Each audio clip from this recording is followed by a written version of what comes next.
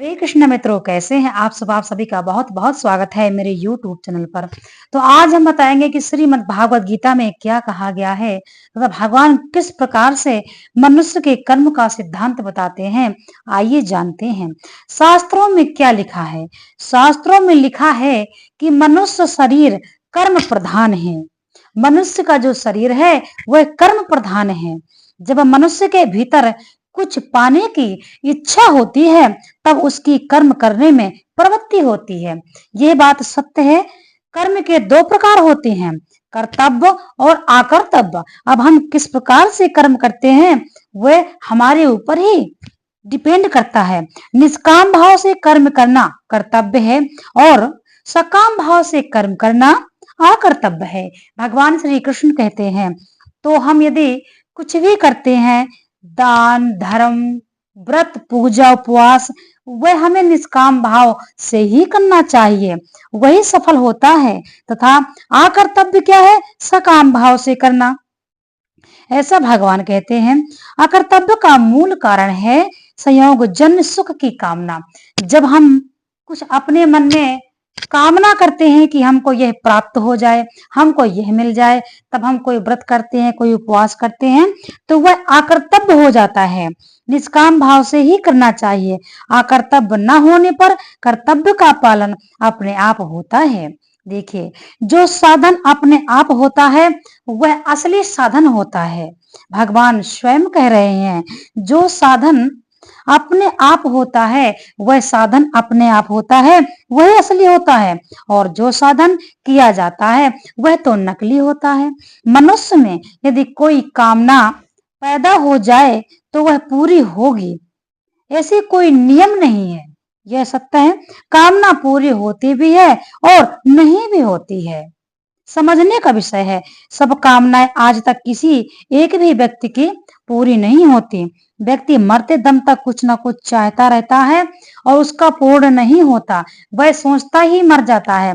बहुत से व्यक्ति अपने जीवन में मरते टाइम बहुत पछतावा करके मरते हैं, हमने ये नहीं किया, हमने वो नहीं किया, हमें ये नहीं मिला, वो नहीं मिला, और हम क्या चाहते थे और हमारा वह पूर्ण ना हुआ, हम जीवन भर उसके लिए सोचते रह गए।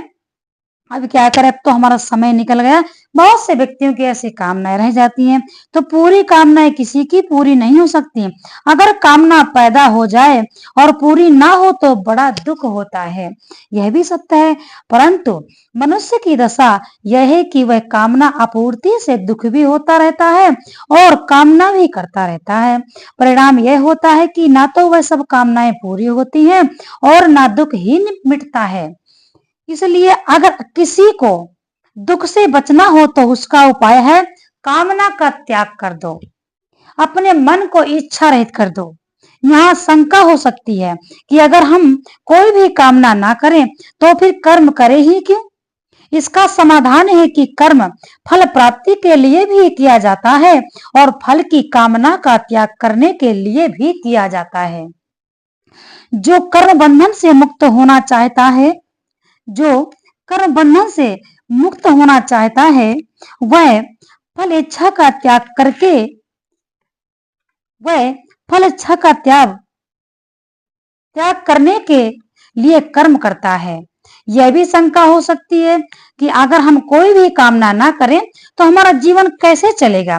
जीवन के निर्वाह के लिए तो अन्न जल आदि चाहिए। इसका समाधान है कि अन्न जल लेते लेते इतने वर्ष बीत गए, फिर भी तो हमारी भूख प्यास मिटी है क्या? भूख प्यास तो मिटे ही नहीं। यदि व्यक्ति बिना खाए मर जाता है तो वह खा खा के जीवन भर तब भी तो मरता है। बात तो एक ही है। अन्न जल के बिना हम मर जाएंगे तो क्या अन्न जल लेते लेते हम नहीं मरेंगे? मरना तो पड़ेगा ही। वास्तव में हमारा जीवन कामना पूर्ति के अधीन नहीं है। क्या जन्म लेने के बाद माँ का दूध कामना करने से मिला था? जीवन निर्वाह कामना करने से नहीं होता, प्रत्युत किसी विधान से होता है।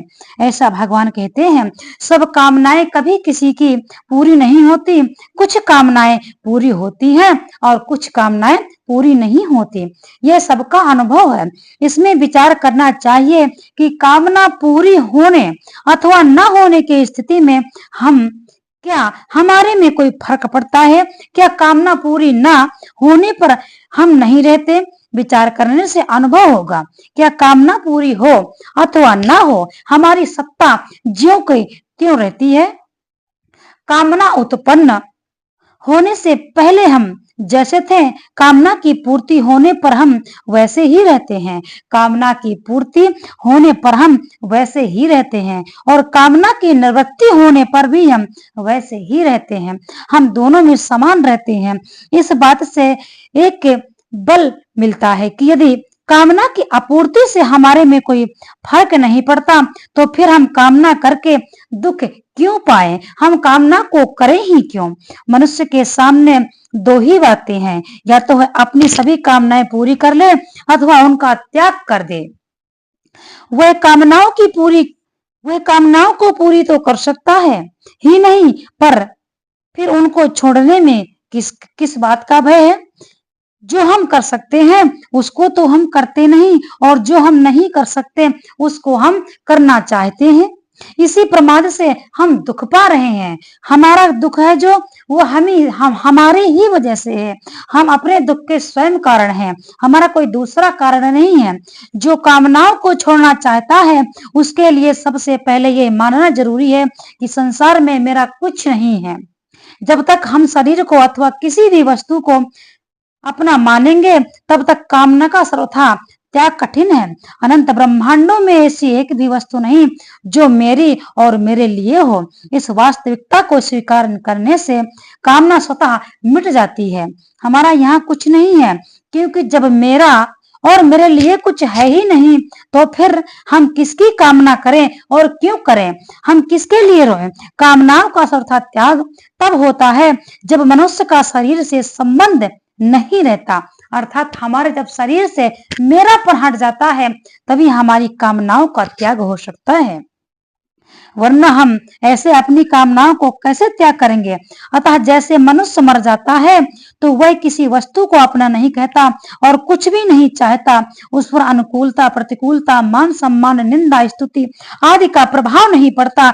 ऐसे ही कामनाओं का सर्वथा त्याग होने पर मनुष्य पर अनुकूलता, प्रतिकूलता आदि का प्रभाव भी नहीं पड़ना चाहिए।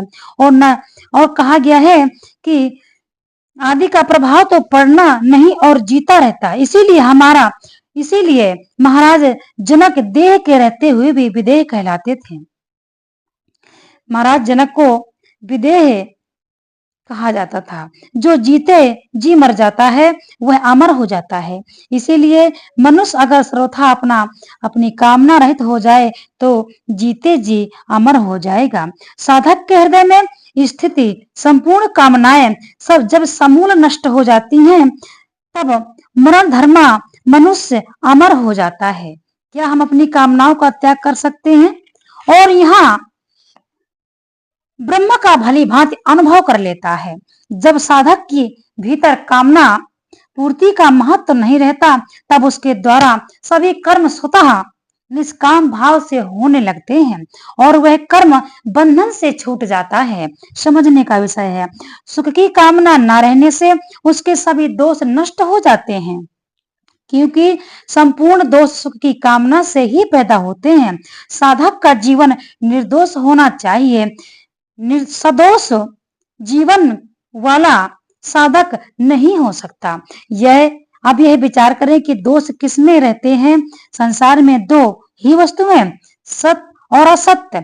दोष ना हो तो सत्य अविनाशी में रहते हैं और ना असत्य में ही रहते हैं। सत्य में दोष नहीं रहते, क्योंकि सत्य का कभी अभाव नहीं होता। न भावो विद्यते सतः, कामना अभाव से पैदा होती है। जिसका कभी अभाव नहीं होता उसमें कोई कामना नहीं हो सकती, और जिसमें कामना नहीं होती उसमें कोई दोष आ नहीं सकता।